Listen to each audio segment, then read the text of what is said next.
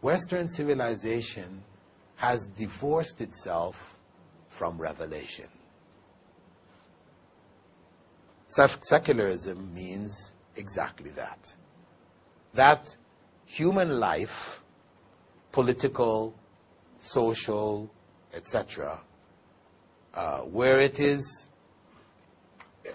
ruled by law, should not be governed by religion. Because fundamentally, those who promote secularism, religion is made up anyway. So if you have a made up religion and he has a made up religion, why should yours be the rule and not his, So you can keep this made up religion as your own personal thing. But for society as a whole, religion must not come into play because it will lead to conflict. So they say, remove religion, we just deal with human needs, humanism. We focus on our human needs. So what do? We decide on right and wrong. How do we do it? Because before we used to have to use religion, right? What was right and wrong was what was in the Bible. Western civilization was Christian. So the Bible, Old Testament, identified what are evils, what are okays, etc. So now when we take away the Bible, how do we determine what's good and what's wrong? Evil. Democracy. We have a principle here. Democracy, where the majority agree on something, that's what's good. If the majority don't agree, they feel otherwise, then that's what's bad. That's our principle. What that does, of course, is it removes any solid basis for morality in the society. Because if the majority feels something is good today, it's good. If they think it's bad tomorrow, it becomes bad. What was bad today can become good. So, where is your basis? And that's exactly what has happened in the society. That the values that were held have been turned upside down.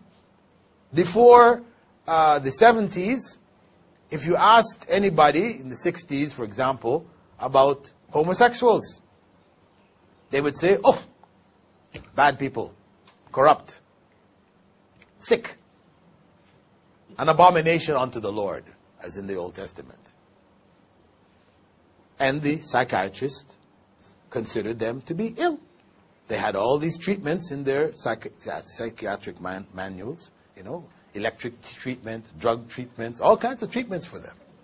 But by the middle 70s, things turned around. All of a sudden, you ask the average American, what's the case of homosexuals? They say, alternative lifestyles. It's just another way of living, Different strokes for different folks. That's how it's put, Who am I to say? I personally not, but if they want it to be that way, it's their thing. It's okay.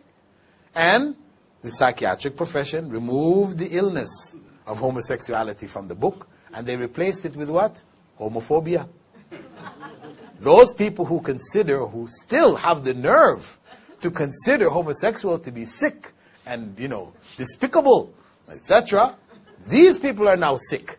And they need to go to the psychiatrist and get, reprogrammed, corrected, right? And I don't know if you've been following the news, but recently I was banned from Germany for life, right? I gave a lecture in Germany, in Frankfurt, Germany. This is just 2 months ago. And alhamdulillah, big public lecture. After it, 17 Germans accepted Islam. Alhamdulillah. After that, on my way to the hotel, the German SWAT team came and surrounded the car and took me down to the police station and read me a manifesto from the mayor of Frankfurt saying, you are banned from Germany for life. Why? Because you advocate the execution of homosexuals. I said, what? How is that? Islamic law says that, if you're caught in the act in an Islamic state, you will be executed. If you've been seen by 4 witnesses, etc., execution. That's the law. They say, but homosexuals are a respected part of our society whose rights should be protected against anyone who would speak ill of them. you know. And we fear that you, even though, yes, you're saying that you don't call for their execution, that this is Islamic law, but we fear that at some time you may say this to the young people and tell them to go out and kill homosexuals. So therefore, we will ban you for life. You know. So, Allahu Akbar. You know, this is their position.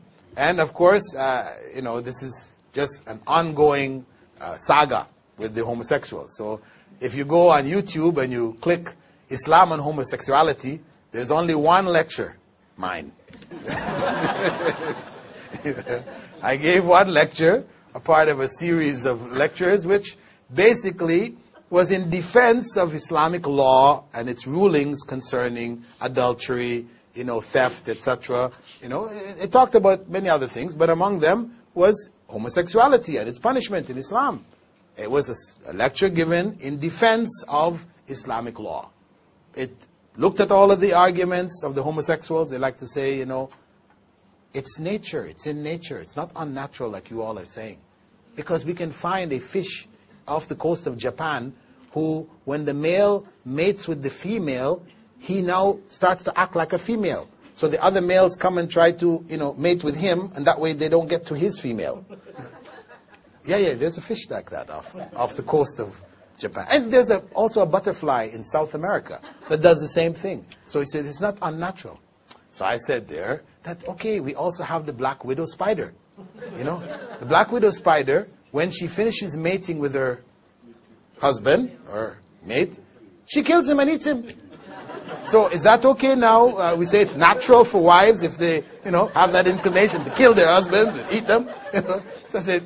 So I went through their genetic arguments and all the different arguments, and I showed that they were false. So I have attacked the homosexuals according to their, you know, judgment, because it is not for them. It's not enough to say, well, okay, we accept you. You have the right to make your choice. No, they're saying, don't even say anything against us. Not only with toleration, we want to be respected and liked. And they have now introduced into the educational systems of the West.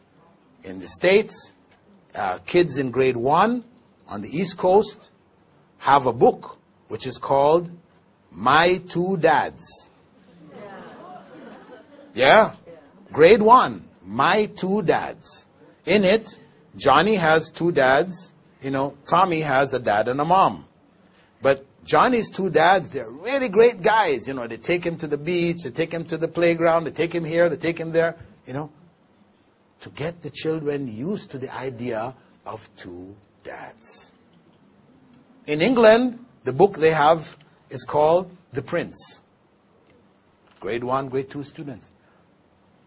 The kingdom of so-and-so, they had a prince who they were trying to get a wife for. The parents were bringing this young, beautiful princess and this one. But no, he didn't like this one.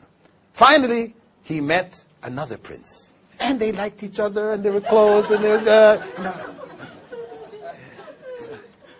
very subtly feeding these ideas into the society. So they are coming at that civilization. They're coming at them in full force. In full force. And of course, it's coming at us too. Because from there, it comes to us. It's just a matter of time. So that, extremist approach through secularism is the major threat to Muslims today. Besides the problems that we have of our own ignorance in terms of our practice of Islam, etc., we have this other huge challenge in front of us, the secularists. And for the secularist, anyone who seeks to practice Islam properly is an extremist. That is extremism. They only want what we may call liberal Islam or nominal Islam. It's okay if you drink, you shake the hands of women, you don't pray, Ramadan, you don't fast, maybe you fast a day or two, whatever, like this. That's what they want. But for you to insist, no, 5 times daily prayer, that's what we're supposed to do. You're supposed to dress this way. You're supposed to, eat this way. You're supposed to act this way, and so on and so on. That is extreme. That is extreme. So that is the struggle, and that is the test and challenge that the Muslim world is facing today.